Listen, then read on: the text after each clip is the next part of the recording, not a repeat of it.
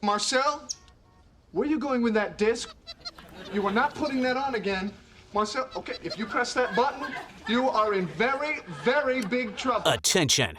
Everybody stop what you're doing. It's time for The Unwritten Rule, a Mizzou sports podcast brought to you by the Believe Network, alongside Peyton Haverman and Kenny Van Doren. Here is your host, Jack Knowlton.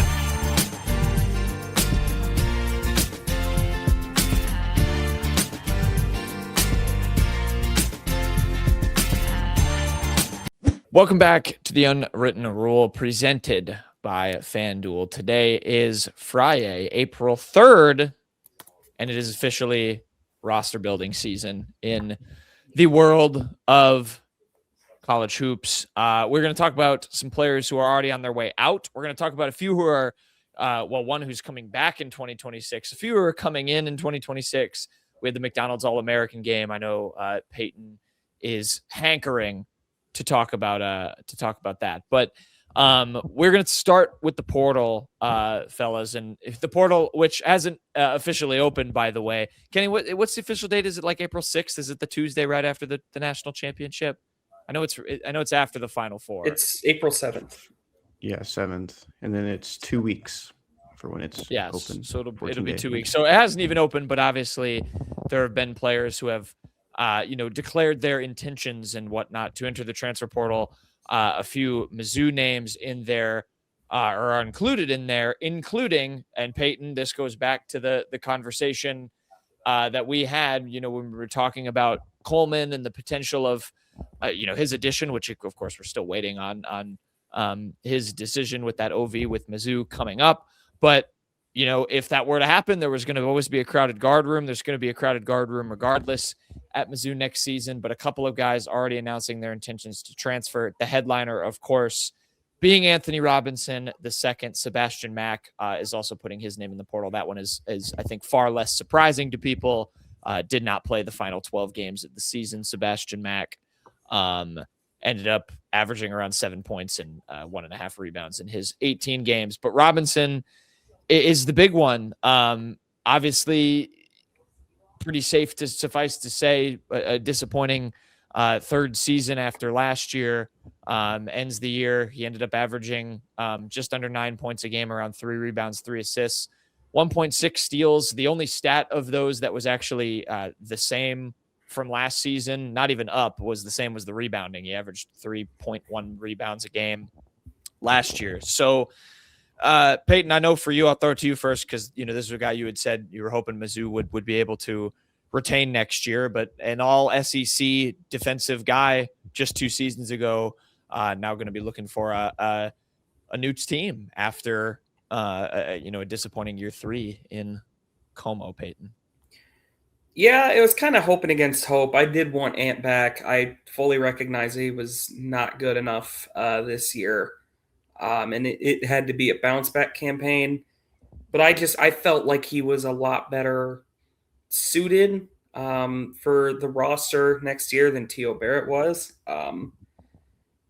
Now, after watching the McDonald's All-American game, I will say I'm not stressing as much. We'll get to that. But it does suck. I wanted to see Ant be a 4-year guy. He was he Dennis's first? I think he was Dennis's first commit, high school commit ever. I think he beat out Pierce. So, unfortunate. This was a guy after sophomore year. I mean, we were dreaming big about him. Even, shout out Uncle Danny on Twitter tweeting his highlights from the Kansas State exhibition game. I was not remotely concerned about Ant going into this year, but it didn't turn out to be what everyone, including himself, hoped. The shooting was just not there. The turnovers I don't know if the turnovers were up, but he just didn't feel like as safe a point guard as he was the year before. I don't think there's any ill will. I still love Ant. Still have a lot of great memories of him, but it sucks. I would have liked to have seen him stick around, but it makes sense, honestly, for both sides in a way. I think more so for him needing a fresh start, but I'm sure he'll land at a very nice spot. I mean, some coach is still going to fall in love with everything he can bring to the table. Yeah, it could have gone either way, and I would have believed you if you were the one telling me the news, breaking the news to me right here on this show. I would believe you if it was him coming back to Mizzou or if he was going to go look somewhere else for that final year of eligibility. And to Peyton's point, I'm sure there's going to be a lot of high major schools after him as well. We know he has connections out there. I mean, the first one always comes to mind would be Miami when you're just speculating connections. And that's like the time of the year where you're going to try to find any connection, any player, looking at who they played with, who their coaches are, who recruited them. There's other teams out there that have done the exact same thing with Ant, and he'll land on his feet somewhere pretty good. And I think, with that ill will too, Peyton, like there being no ill will. And I don't want to base everything off just one Instagram post, but he did, post something after the announcement, just kind of like still love Mizzou, just for the best of both parties. He's going to look elsewhere.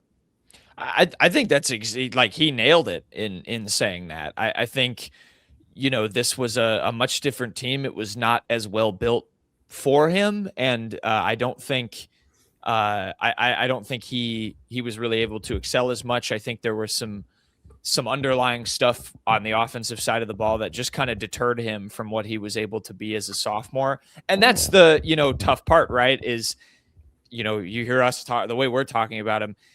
All of us will not be shocked if he lands, at a high major team next year and has another very good season. He definitely has that in him. I think if he gets in the right setup, it can be it can be a lot of good things can happen for him. And, that will be, a tough thing to see, even with Mizzou doing well. Of course of course you're going to be happy for the player, but it's a little bit of a what could have been. Like I was looking, I just kind of was messing around on KenPom when I was doing the prep for this show with Anthony Robinson, and some of the underlying numbers with him. First of all, one of the KenPom does comparisons to players of different eras, year after year. And funnily enough, guess who Ant's 2020, one of Ant's 2024-25 comparisons were. So last year's Ant, all SEC level Ant was. I'll give you a hint. He came from the game Mizzou, the team Mizzou just lost to.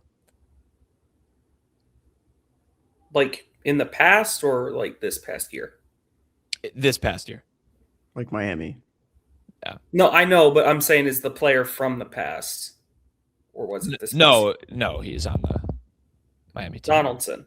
Trey Donaldson in the same season, which... Yeah, Trey Donaldson was much better this year, which is unfortunate, but that is a fair comparison. Well, it was a fair comparison. I think, Peyton, you were saying Mizzou could have really used a guy like Trey Donaldson, and Ant was at those levels a year ago. And you look, obviously the numbers do kind of tell the story. I mean, his assist percentage dropped by 7 or 8. Steal percentage went down. Last year he was 7th in the country in steal percentage, 5.1. It went down to 3.5. The big thing, of course, was he didn't shoot free throws super well, and his free throw rate went way down.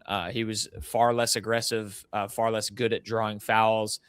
And all of that happened when in a season where his amount of possessions and the amount of shots he was taking within Mizzou's offense went up. So it was a larger kind of scoring bulk for him, and it didn't really click. So we'll see how it turns out for him in the with a new team, but that is a big loss potentially for Missouri, as big as you were going to get, aside from the guys who are out of eligibility like Mitchell. Sebastian Mack was the other one. I didn't think either of you had too much to say on him. It was very don't have anything to say on that. Not a surprise. Goodbye. Yeah, not a surprise move there. Didn't play, like I said, the last 12 games of the season. It's just kind of what happens in this day and age. The guy I do want to hit a touch on is the guy coming back. And Peyton, I'll throw this take out to you. Trent Pierce, already announced his intentions to come back. It's, I guess, kind of to an extent what you have to do now. But Pierce, this is my take for you. If this gets the wheels turning for either of you two. I think this is a far bigger deal that he's coming back than Anthony Robinson is leaving. I was pretty excited when I saw this. I know he didn't have a great game in the NCAA tournament. I think he's going to take a real big step up next season. And kind of did this year. 20 games, 12 starts. He ended up averaging 10 points, around 4 rebounds, and just over an assist and a steal per game. I have more Ken Pom things. I'll just say those now while I'm still rambling. In conference play for Trent Pierce, he was 12th in the SEC in offensive rating. His effective field goal and true shooting percentages were both in the low to mid 60s. Those were both top 10 in the SEC. And he shot 40.5% from 3 in SEC play. I don't know if it was super buried, but I think he made some real big strides in conference play that make me really excited for what he could be in his senior season. So I think that's my take. If anything, if you had to pick and choose, I'm pretty excited that Trent is going to be part of the fold next season. And the evidence kind of got me to there with what I just said. I do think he is probably the most important returner. Like he was probably more important to keep than Ant, just by virtue of, I mean, goodness, they're losing a lot in the front court in general. I mean, they don't have anyone else to play the wing currently. You know, we'll see what happens in the portal. But I mean, so he's like obviously going to be slotted into return or like slotted to start no matter what. I mean, he's your 3 going into next year, no doubt about it. And like you said, Knowlton, I mean, he did improve. He's improved every year he's been at Mizzou, you know. His shot has always looked good, but now I think it actually like is starting to function better. Like it's not such a rainbow to the basket, which I think is helping a ton for him. The next step for him is just sometimes remembering that he's 6'10" and not getting taken out of these games. You know, is trying to create your own shot a little bit. I think at times he's a little too, for lack of a better word, invisible. Like against Kentucky, he really didn't flash a whole ton. He made a few shots against Arkansas. Obviously, most people are going to remember the missed tip back, which I'm not blaming him for. That was very unfortunate. But you also have, I mean, like you said, shot 40% from deep in SEC play, which is massive for this team because, I mean, they're going to need shooting again next year. We saw how dreary Dennis's offense can be without shooters. But you also look at a game like Texas A&M, where Texas A&M was a bit smaller, yes, but man, that was Trent Pierce put his stamp all over the game. I mean, he was all over the place. He was 10 for 15, and that was only 6 3-pointers that he took. So that was 7 for 9 on 2-pointers. I remember a few times where he actually like really bullied his way to the rim. So hopefully with another year, I mean, he'll be a 4-year player, which is such a rarity nowadays, especially considering he was the guy that, if you remember infamously, we were told he's not going to be here for 4 years. He has been. He's going to be a 4-year senior under Dennis. He's gotten better every year. Next step, I think, is putting on a little more weight, creating his own shot, and just not being taken out of a game just taken out of games for large stretches of the season. I think that is very doable for him. I'm not going to put any sort of expectations on him to be an all SEC player or anything like that. Although I do think that ceiling just athletically and what he's flashed is in there. I just watched Mark Mitchell basically deadlift a team to an NCAA tournament and get put on the second team. So I won't put anything like that on Pierce, but he's certainly a very intriguing player, and Missouri is much better off with him back. And I think something that sometimes we forget is that he didn't play until the SEC stretch this year. We had no real word on what held him out injury wise or what he was battling before he came back. And you got to remember, like, him and Jaden Stone helped turn around that season, even though, you know, when you look at it in hindsight, it was 10-10 the end of the year before you get to the NCAA tournament. And it wasn't the prettiest ending for Missouri at the end of that season, but he was for sure one of those catalysts that helped turn around that offense in general for Missouri. I was looking at this too, Peyton, when you mentioned, Anthony Robinson being that first commit for the Tigers. interesting enough, just in this era of college basketball, the two biggest players that we were probably hoping that Missouri would retain to stay on that competitive level and not have to worry too much about the transfer portal were two guys that were in the original first recruiting class, first full year for Dennis Gates, because that's excluding Aiden Shaw's year, his first full offseason, full cycle as a recruiter. And two of the guys that we wanted were ones from that class that would have been fourth-year players. And it's just interesting to think that in this transfer portal era where there wasn't this Mark Mitchell that we were hoping, to see for that second year. There wasn't this Tamar Bates or Caleb Grill.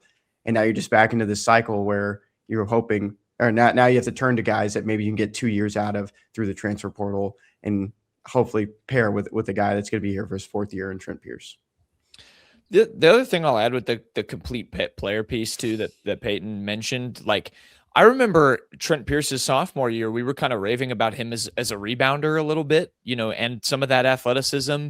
His rebounding numbers went down a little bit this season. Obviously, he was playing less, and so that is going to happen. But a lot of those other offensive underlying stuff went up. And so to Peyton's point, if you tie all of that together, you have a guy who isn't just run around and hit threes or, you don't necessarily need to pigeonhole him in this role. He's going to be a guy for this team next year. I think that maybe we'll get a little bit lost as this, hype for this freshman class continues to build. But you have to me, a pretty surefire solid starter, again, assuming he can stay healthy, which I guess you can't take for granted either, given how last year ended up starting for him. So I'm excited for Trent Pierce. I think that's going to be a big time valid addition. I think there is an all SEC ceiling there. I really do, even though, this team is still figuring out what it's going to be and what it's going to look like and what it's going to mold into around these two freshmen, which I've probably stalled long enough, Kenny.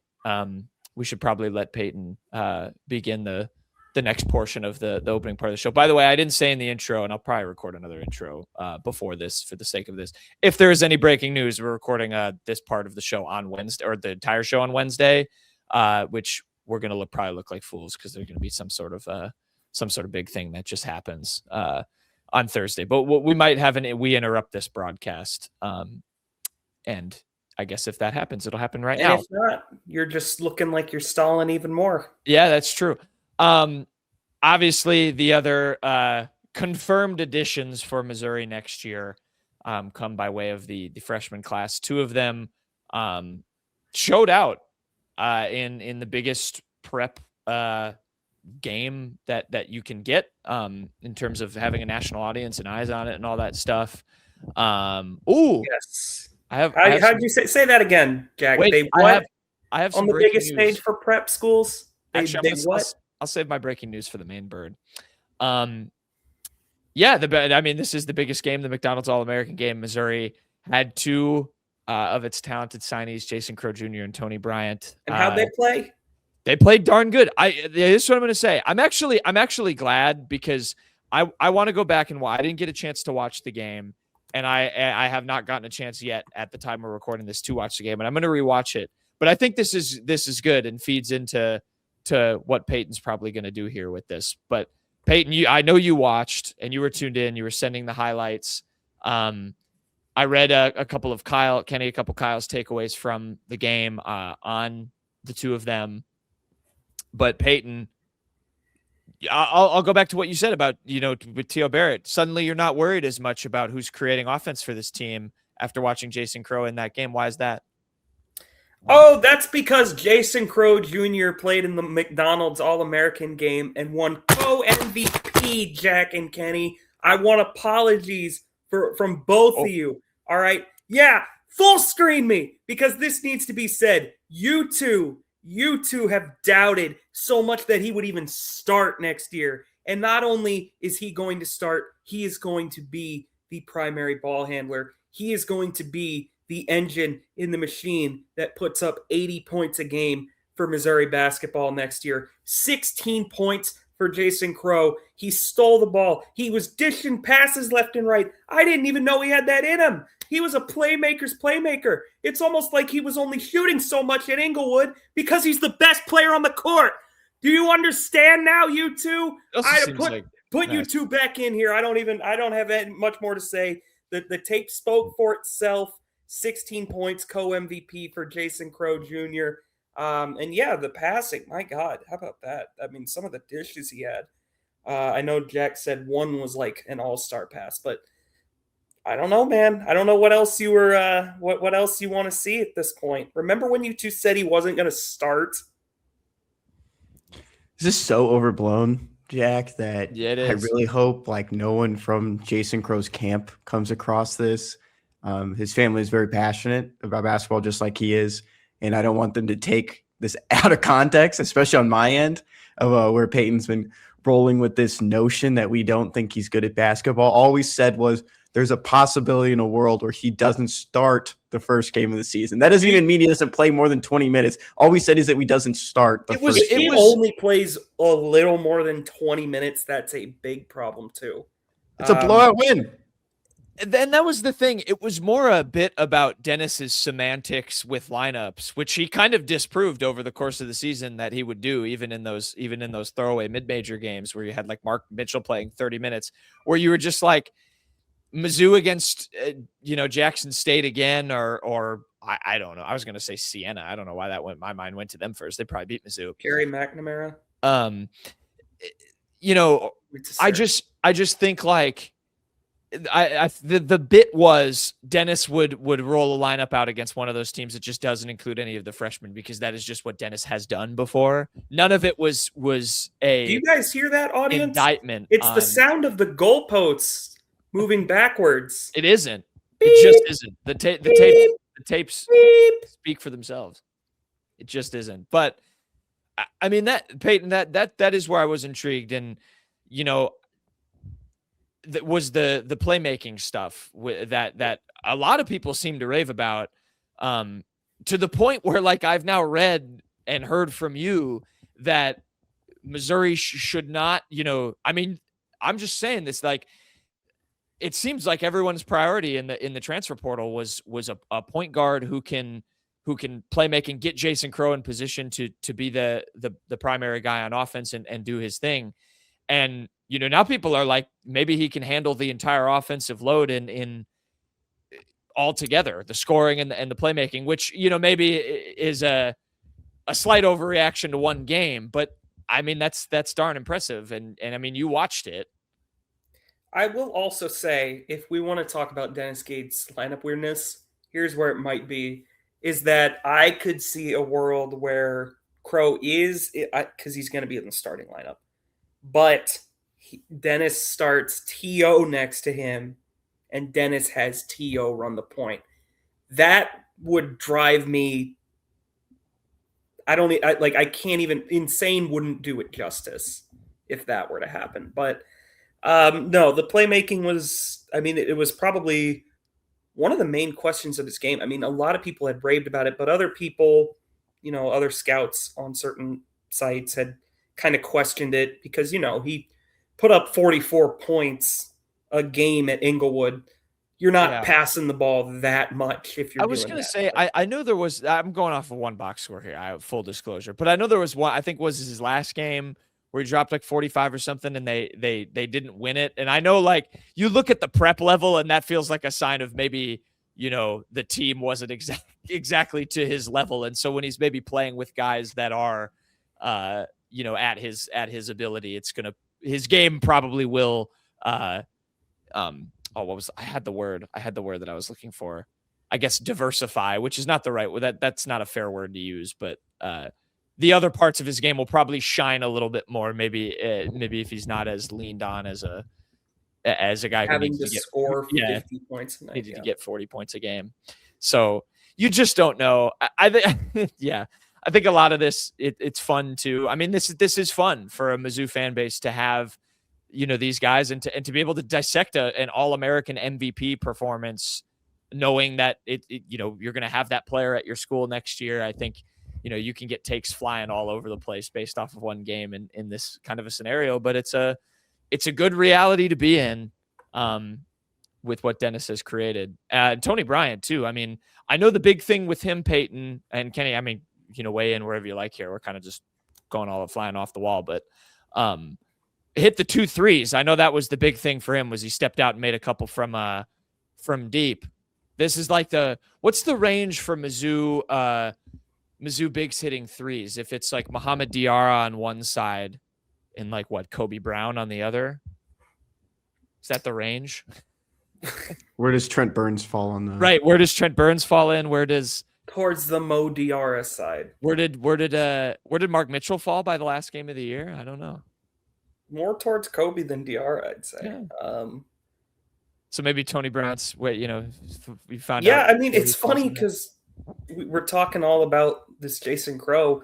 You could almost argue that Toni Bryant was probably even the more impactful, or like not impactful, but like eye opener of a performance. Because I mean, most people just assume Bryant would come in and not redshirt or anything, but like not come in and like play 15, 20 minutes, maybe more than 15, 20 minutes a night. But man, I was impressed by him. I mean, sure, the bigs shooting 3-pointers is certainly, it's a dual-edged sword, because when you have like a Kobe Brown who does it a lot, it makes them one of the more dangerous players on the court. But on the other end of the spectrum, it can really, really start to get frustrating quickly. What impressed me with him was he was up against, I had his name pulled up. Give me one sec. Arafan Diane, I believe is who it was, the Houston commit, who's like 7'1". And I mean, like I said, Houston commit, like that's big. Like Kelvin Sampson isn't just recruiting nobodies out there. Well, he's got an archetype for bigs too. Yeah, he's got a type, to say the least. So, and he held up pretty well against him. I mean, I was pretty impressed by Toni Bryant. I certainly came out of that game, and I know he was like a big riser in practices too, from what Kenny was saying to me. So certainly something to keep an eye on. Maybe he'll have more of a role than we thought. Yeah, I think even coming into it, there was a lot of eyes on Toni. He transferred high schools this year. They want to see how that affected him. How is he going to look in that spot? Because I think every time you see Toni Bryant, he's just better and better. And I think that just kind of comes with, he just looks like more mature every time he's been in these national spotlights. And I think he showed a lot of that athleticism, a lot of that range. And from reading, there was some scout feedback that Jamie Shaw had. And I don't want to disclose all of it because I think it's a pretty fun story that he put together of just scouts talking about each player in the McDonald's All-American game. Was very impressed with Toni Bryant, but they want to see what his role will actually look like in a college rotation. Because he was doing a lot of different things. He was very confident on the floor, hyper aggressive. He was just involved in almost every play. But how would that look against guys that have more meat to them? I mean, he's going to be playing more against guys that aren't just seniors in high school. So that's what they were really intrigued about. And you can go back to the dunk contest. He finished second in that one. Very athletic dunks, jumping over 7-footers. I think just all around, you saw a very confident and improved Toni Bryant. And I think that'll show in rankings updates very soon. And I was even talking to a Missouri source this week, and he was so excited just for how Toni was performing just in practice. And that was even before the dunk contest and before the game. Yeah, it's all very intriguing. I mean, I don't know.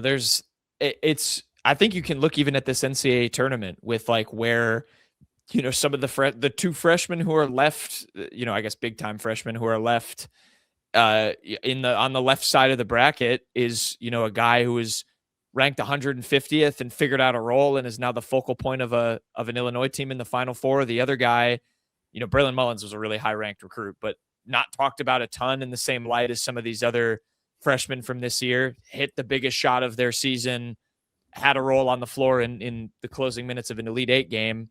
It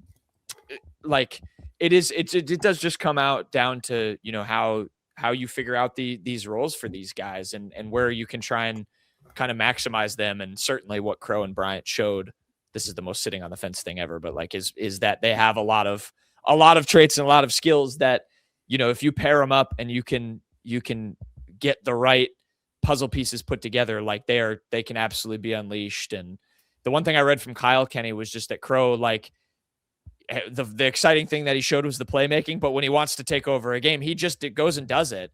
And, the guy who we saw that more than most from this year was a guy who's turned himself into a top 5 pick, and his name's Darius Acuff. So, it doesn't feel unfair to say that's probably the ceiling that you're talking about here with this kid.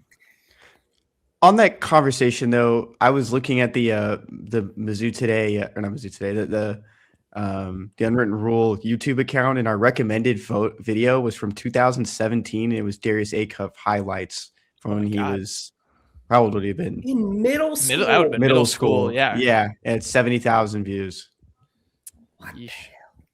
I don't want to put Acuff expectations on Crowe.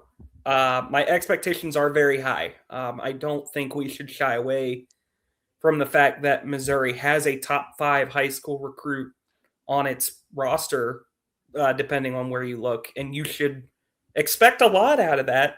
But Acuff is going to be a lottery pick. And if Crowe does that, Missouri is probably going to have a season that we're going to be very happy with. And my point about that was, Acuff was a 5-star guy. There was a lot of expectation on him too, but he worked well in that Arkansas team and turned himself into a lottery pick over the course of the season. This hasn't been a surefire thing necessarily for him, compared to even guys like Boozer and what Peterson and Dotson were coming into college. And so my point is, and I mean, Wagler again is ranked lower than Aiden Chronister is now and did the same thing. So you just never know. A lot of it's dependent on, the people you put around him, on how you gel in the system. And certainly I think Crowe has a lot of very exciting, tangible things that you can see getting him to that level is more my point. And I guess when I compared the other comparison was just the isolation game and what he can do as a breaking down a defender one-on-one is Acuff-esque was more my point with that. And fair enough. Maybe not to the Peterson type of tier. And I guess you probably don't want to wish Darren Peterson's injury record on anybody, but it's all very exciting. This is not a thing that happens often. It was good to not see the, Mizzou fan base take that kind of thing for granted. I mean, you don't have McDonald's All-Americans every day. Some people might look at that game like it's more of or that game and that event like it's, it shouldn't matter, but it has historically, when you look at those teams and the prospects that have come out of it. It's exciting. It's exciting. Yeah, there's NBA scouts from every single team there. I mean, that's a big deal. A lot of those guys will not be in college basketball for very long. So that was a very important event for them, and get in front of a lot of scouts, get in front of those eyes with every single team in the building. It's very important. So I know we like to joke that it was like an all-star event, Jack, just to get under Peyton's skin. But it's not. It's definitely not. It's a huge event. Classic Crowe hating from the 2 Crowe haters. Eating crow. But as the crow flies, Mizzou flies. I'll workship that. But I'm working on something. You got to work on that. Who's the 5-star? I mean, speaking of Acuff, Arkansas's got another 5-star coming in. They had Jordan Smith, right? That's his name. Is that his name? Jordan Smith, I'm pretty sure. They had JJ Andrews. Well. That was the other one. He had a really bad showing in the dunk contest, but he had a better showing in the actual game. It's probably what matters. Oh yeah, Toni Bryant jumped over the Ratliff twins. By the way, 2 7-footers. I said that cool. at the front. You did say that? Okay, I didn't know. I said it too. Yeah. Okay, well, my bad. Whenever we speak, he just goes. Yeah. No, you two. The Crowe hate flock there are trying to take down and silence a Crowe believer in myself. I won't be. I will not be made fun of and mocked on my big day. There are no Jason Crowe non-believers on the Unwritten Rule podcast. I am, except for the 2 to my left. I am really intrigued. Really intrigued. Depending on what this team is going to be. I don't know what the screen looks like for you two, but you're both on my left. Yeah, we're below you actually. Actually, we're above you. Nope. That's it for Mizzou things. Maybe we interjected this segment. I don't know. That's a future us problem. For now, the present us will segue. Finish the show with quick hits.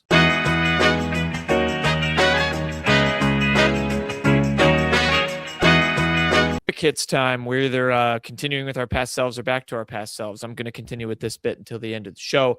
It's quick hits time. We've got Jersey of the Week time. Kenny, who's your Jersey of the Week time? Well, I know you'd be fuming over this one because you just hate. This is almost a worse bit. You hate the Mount Rushmore of the top Mizzou basketball players of the past decade, and Kobe Bryant set a new career high in points with 18. His last outing against the Heat. He did this off the bench as well. He didn't even start in this game. Say again. I said the Heatles when you said the Heat. He played 33 minutes in this one. He went 7 for 11 from the field, 3 for 6 from deep. He made his one free throw attempt. Adding on to those 18 points, he did have 5 assists, 4 rebounds, 1 steal, and 1 block. Heatles. Yeah, Kobe Bryant going to the greatest worst team in the NBA of all time is very helpful for him, I think. Look at those jerseys; those are so nice. Those are smooth. Indiana is 18-58, and every time I hear them talked about on a podcast, it's like, oh, Kobe Bryant's setting a new career high. This guy's doing something great. All of this can be a good bench piece when they get Halliburton back in there, perhaps. and Zubat, and a top 5 or not top 5, maybe a top 5 draft pick, top 10 draft pick. Are they in position right now? Yeah. Let's see. I'm gonna do a quick tankathon. You guys will learn this as fans of Peyton knows this as a fan of a lottery team. Right now they are mocked second to get Darren Peterson. Oh wow, that would be. I'm doing. Anyways, Jersey of the Week. It's gonna go to Tom Izzo's Christmas sweater that he got ejected in when they played Oakland. I think it was that one time. Why? Because this is just a fun little story. I don't have any really crazy thoughts one way or the other. But Tom Izzo was almost the Suns head coach, apparently. He said on a podcast, I believe, that he just seriously considered it. I cannot believe this did not ever leak anywhere. I never heard a whisper about this until Tom Izzo just randomly went, yeah, I almost took the Suns head coaching job. That would have been probably not good. All right, I'm going to be honest. I don't think that would have worked. It would have been bad for college basketball. They would have lost one of their giants. And I don't think that Izzo would translate. I'm not sure about the nitty gritty, but it makes sense. I mean, his former player is the team's owner, so I guess that makes sense. But still, I mean, yeah. And the Suns are good this year. Suns are going to be a playoff team. Are they going to win the finals? No. They lost the finals once. They sure did. Peyton. Yeah. Well said. Worst day of my life. Yeah, Kenny hated that day. Yeah, that is. Kenny, why do you hate seeing your friends enjoy? Because it doesn't bring me happiness. Shouldn't it? I was happy for you and Zach when you guys won the World Series, and you guys are really mean to me. I've also never been an anti-Astros guy. Yeah. And that's the only team he cares about. Yeah. Anywho, good for the Suns. My Jersey of the Week, going to the former Tiger ranks for this one. It's going to Peyton Marshall. He is back in the transfer portal, transferring from Georgia Tech, where, of course, he went after starting his career at Mizzou. Didn't play a ton at Georgia Tech. Only appeared in 18 games, made 2 starts, averaged about 3 points and 3 rebounds a game. So we'll see where Peyton Marshall ends up. There was very good edit. I know there was some postings of you have to go backward to go forward. Some account posted that, not sure which one, but yeah, Peyton Marshall. Say the line, Kenny. There it is. Oh yeah, I don't mean to reminisce or chase ghosts, and it's a Peyton Marshall highlight compilation. Man, he really. This is why highlight reels suck, because they can make any player just look like a world beater. I mean, did you see that first clip where he shoulder bumped that? Look at that. That's bully ball. 3 guys. Go back a little more. Watch this first clip. Oh, get off me, young man. Peyton Marshall was fun. Hopefully he can get some more PT on whatever team he next ends up on. transfer portal and all those things. I'm stalling. They've changed the StreamYard layout on me, so I can't find. I like no cap, and he's the main bird. There it is. The Shawnee's main bird of the week. Kenny, what's your Shawnee's main bird of the week? My Shawnee's main bird of the week goes to Hannah Lithicum. Would you guys like to know my bird connection? Because I just got it. Because I'm trying to think of one. Jefferson City J. Oh, yes. All families from Mid-Mo. I could not remember what I covered the team that had one of her sisters for sure. I think two, but one was a contributor. So Hannah missed the entire 2025-2026 season, but she told On3's Talia Goodman that she'll be entering the transfer portal.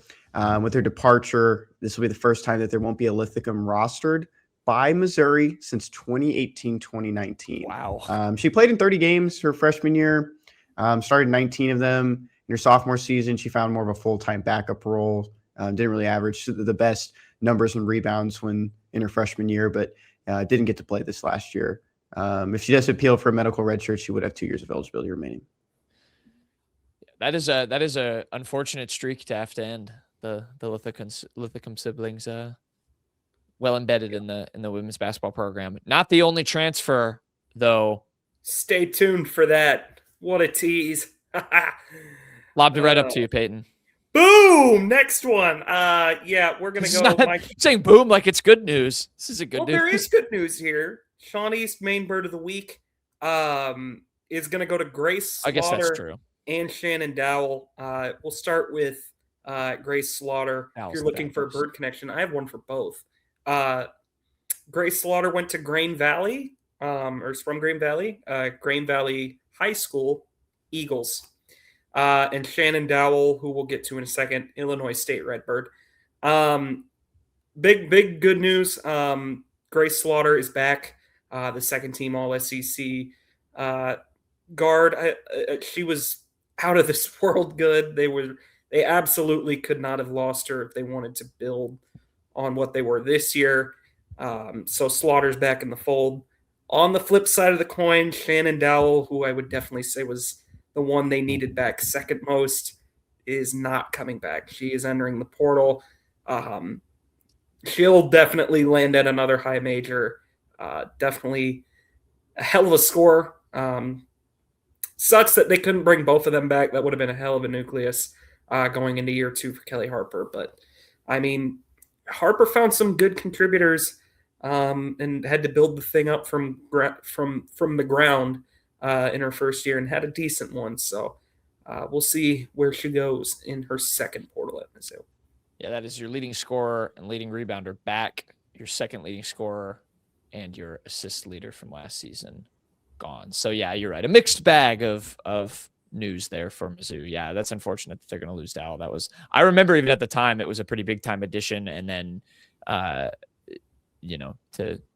not be able to retain her is unfortunate. So good that they're keeping Grace Slaughter. Kelly Harper is building a program. My main bird of the week, Kenny, you forgot to switch it, but I can share this one too if you want.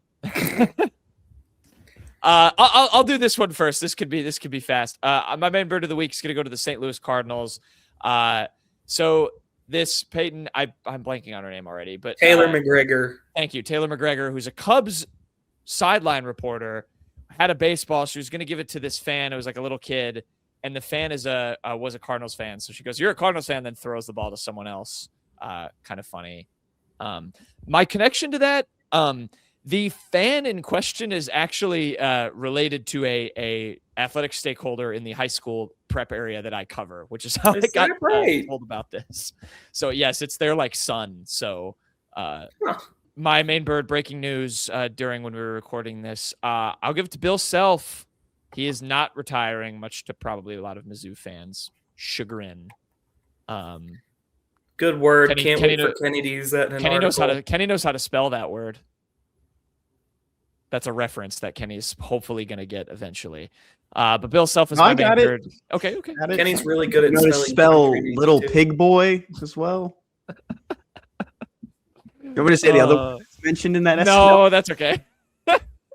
Not YouTube safe. Go watch SNL. Well, I guess it is. That sketch is on SNL. Go watch that for more information. Bill Self's coming back. There was speculation he's going to retire. Obviously, he's had the health concerns a little bit. But send him out with a loss. Yeah. Enjoyed Jason Crowe Jr. in the Dennis Gates needs to pull a. I'm gonna be careful with this because Dennis Gates needs to pull a Hubert Davis, but then not have the following seasons that Hubert Davis had.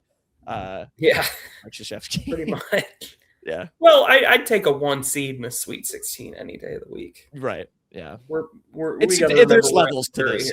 Yeah. I guess if Dennis does the same things Hubert Davis did after taking a team to the national title, he can have the job as long as he wants. Yeah, he would probably have a statue built of him. But if you're at North Carolina, you get fired. Anyway, Bill Self is back. Yippee. Yeah. Best things you learned this week, Peyton. Best thing I learned this week. This is actually very cool. We're going right back to Wrigley Field because Mizzou volleyball is playing Nebraska on September 6th in the SEC Big Ten Challenge at Wrigley Field. That's right. Volleyball outside in Chicago before we saw Mizzou get up to play Marquette in the UC. I've been waiting for that game for like 6 years now. Still hasn't happened. So Mizzou volleyball beat them to the punch. They got a non-con up there in Wrigley Field. I have no idea logistically what this is going to look like, but it's going to be pretty cool, I'd have to imagine. I mean, I can't picture like where they're even going to put it. Are they going to put it in the outfield? Yeah, they'll probably take a volleyball court. And are they going to take a volleyball court, Kenny? And then build it on the field on a flat area. Probably not on the infield because the mound is built up. So probably not over there, Peyton. Okay, there's more to an infield than just the mound, actually. There's dirt. Do you think it would fit? Do you think it can be on part of the infield and part of the outfield, Kenny? No. What do you mean, no? Logistically, would it make sense? Why logistically would it not make sense? Because apparently where you're stepping on the court, it won't be even. Explain to me. Because they're two different surfaces. So what they're playing? You think they're going to play on the outfield grass? I have a book I can read. Yes, I think they'll put the court on the outfield. Court down anyways, right? They're going to put a court down anyways. Why does it matter if it's on the infield dirt and the outfield grass? I'm not saying that. That's what you just said. I wonder how much the wind will play a part in this. I hope it's blowing in. Oh, are you done? In. For volleyball, I'd assume. Yeah, we're done. I was going to start reading my book. That's very cool. I like sports in different locations than they are normally played. I don't even remember who had that as their best thing they learned now. Kenny, what's your best thing you learned? Best thing I learned this week is that Elijah Dotson won't be out for too long. Going back to the NCAA tournament when Missouri was taking on Miami, Elijah Dotson posts to his Instagram story of him in a hospital bed. Looked like he was about to go under procedure, and he did. Reported here with Pete Nakos on what was the 30th? Is that Monday? On Monday, that Missouri safety Elijah Dotson recently underwent successful surgery for a torn labrum. He's expected back for summer OTAs. It's a big one. He's a sophomore safety, transferred over from Michigan this offseason, presumed one of the starters for the Tigers. So him not missing anything is a big one, especially with, torn labrums. Could be a little bit longer. It could be sometimes 6 months just at times. And so this is good that he's going to be back for practices.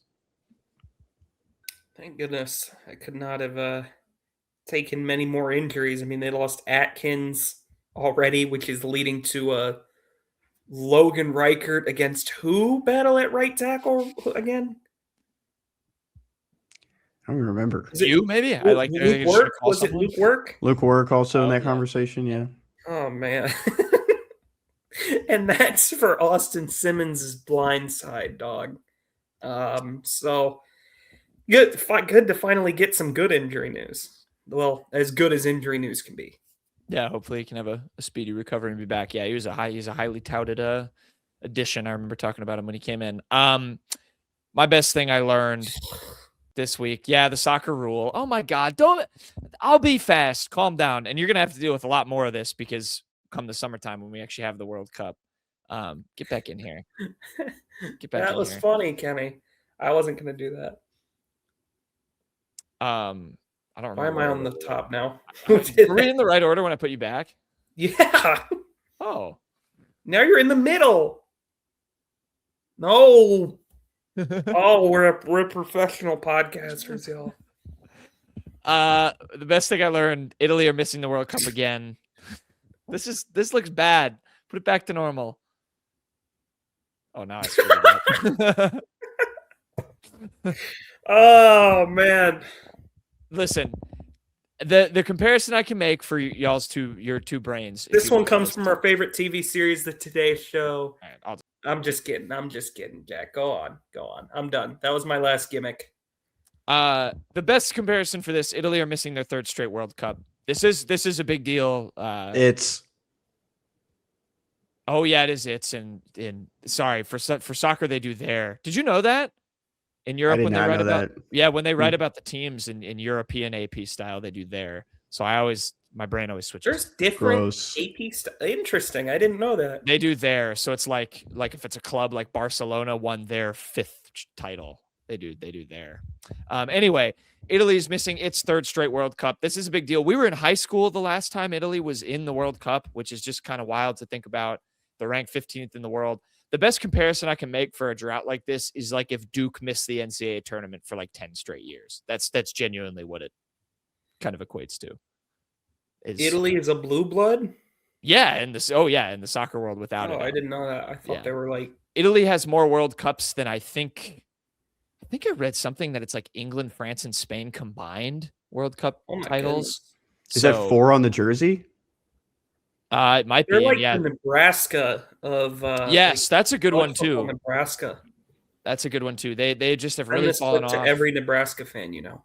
They have a very talented team. They're not old. They're not at the end of like a golden generation or anything. They just it's kind of one of the it's one of those things where in qualifying they sucked at the beginning and then they were forced to go into these, one game you're in, you're out matches, which as we know in the NCAA tournament, sometimes crazy shit happens, and they lost to Bosnia and failed to qualify. So it's kind of similar to the Cubs in a sense that the Cubs just haven't been back to the World Series, blue blood team since we were in high school.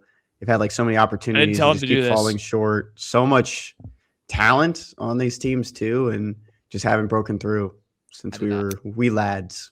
I did not. Yeah, that's a good comp.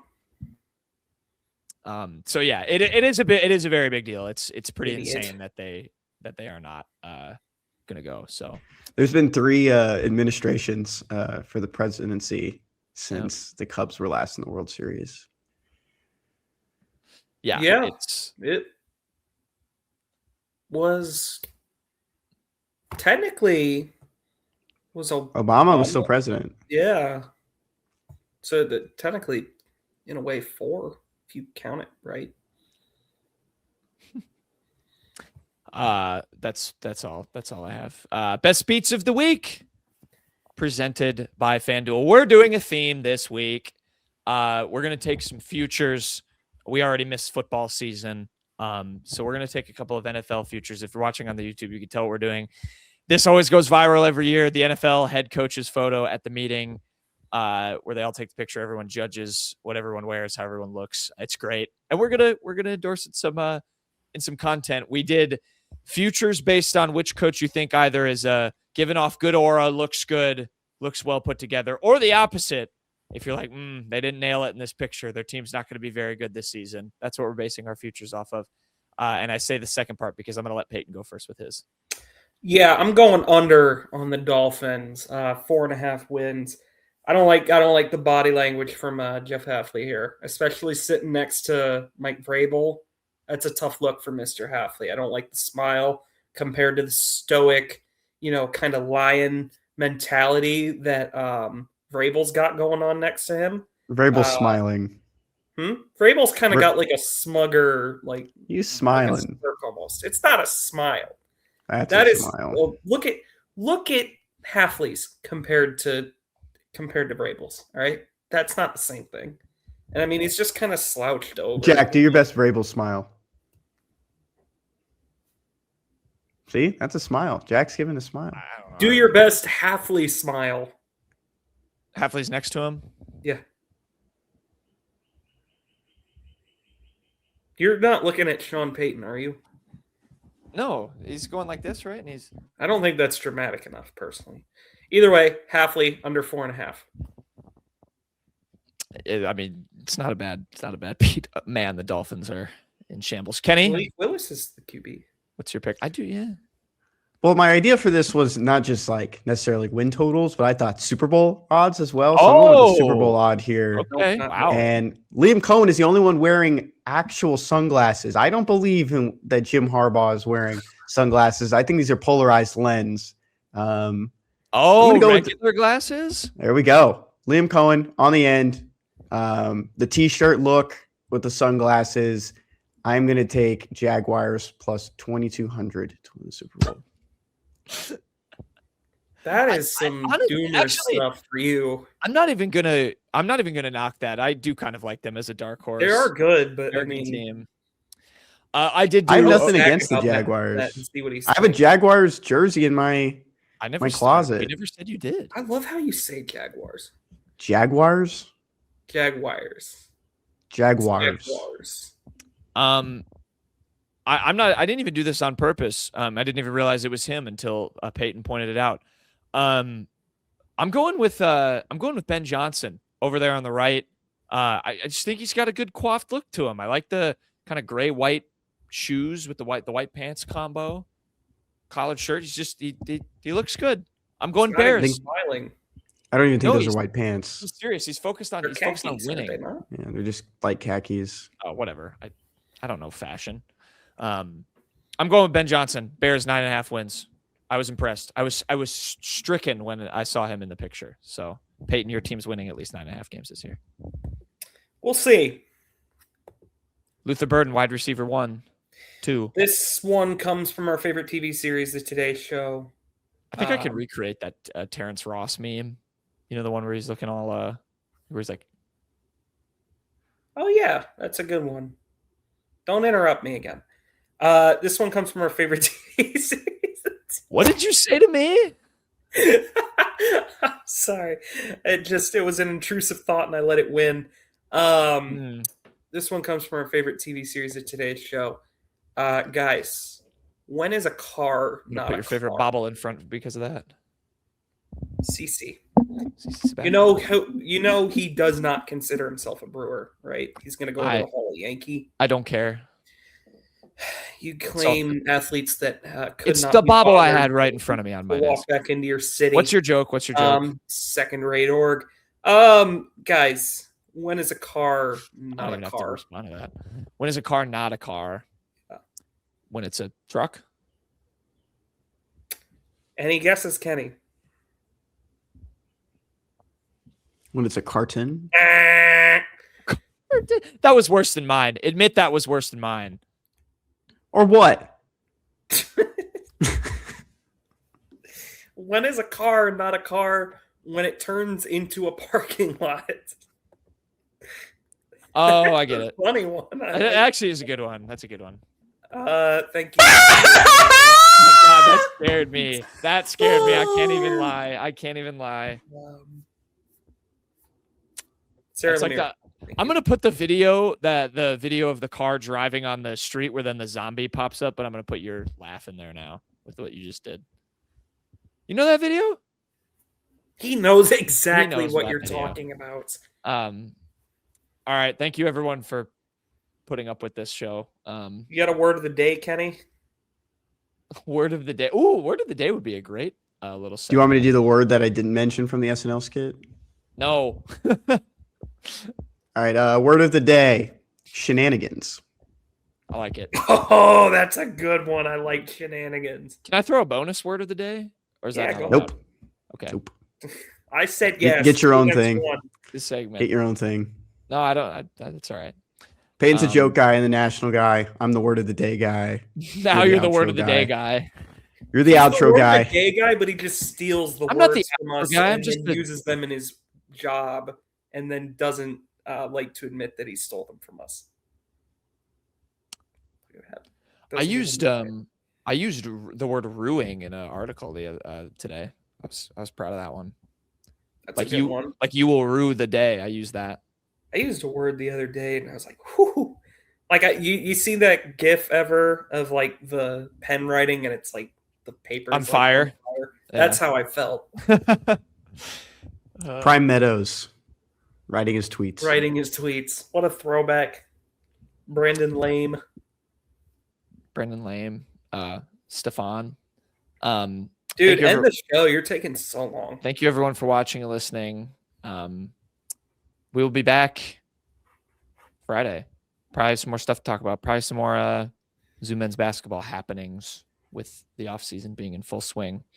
Until then, enjoy your week. Enjoy the run for Mizzou softball, by the way. I meant to shout them out. 5 in a row. Beat Auburn again, beat Mississippi State. They're going to keep it rolling, try to beat a ranked LSU team over the weekend. We'll see how that goes, and we'll see you all next time.